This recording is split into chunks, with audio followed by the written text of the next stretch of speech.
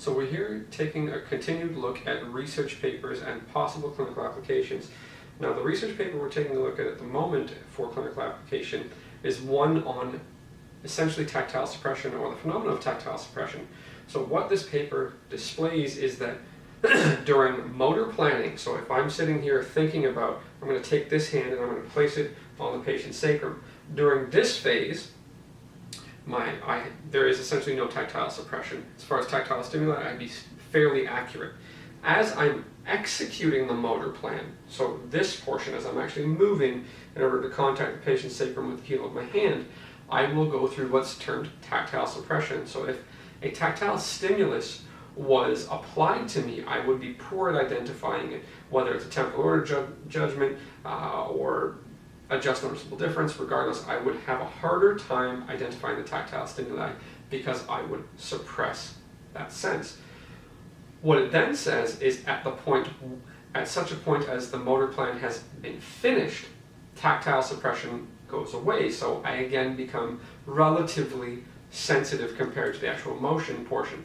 So what this suggests is that when I'm working on a patient, it's already a fairly common phenomenon as most osteopathic practitioners are trained, is I should have a motor hand, right? So we'll call this the motor hand, and a sensory hand. Okay, so here's an interchangeable problem or interchangeable term. Sometimes people will call this hand a sensory hand, and then it can convert into what would be called a fixed point, and it's called a fixed point because it's attempting to abate movement, not necessarily stop movement, but abate movement. So if I have a motor hand and a sensory hand, or a fixed point, or whatever we want to call it, whatever term we want to use, and whatever semantic discussion we want to get into, matters little.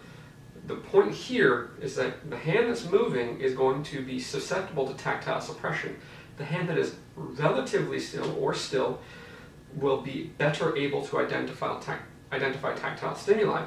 So what we end up creating is a situation whereby we can examine the possibility that technical applications or techniques as taught in many manual professions that involve two motor hands are very, very susceptible, or likely susceptible, to tactile suppression. So if I believe that I'm identifying something in this fashion that is a motion asymmetry, I should consider the possibility that it's less likely because my hand is moving. So as I'm executing the motor plan, I'm less sensitive to tactile stimuli, which would suggest that it's at least possible that when training practitioners, we should consider making sure that one hand is still most of the time. It's not to say that both hands can't move. It is to suggest that for tactile sensitivity, one hand should be staying still, or something should stay still.